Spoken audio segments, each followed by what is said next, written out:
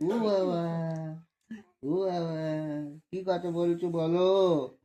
বলো, নিচে দুটো ভুঁদুর আছে না মা?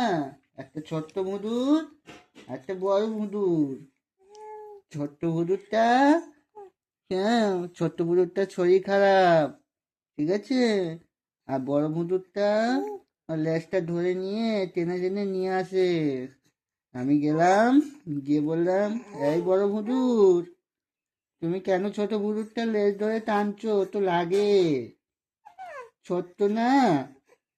ও তারপর এসে মায়ের কোলের ভেতর দুদুন দুদুন খায়। হ্যাঁ, আর যেভাবে তুমি খাও সেইভাবে খায়।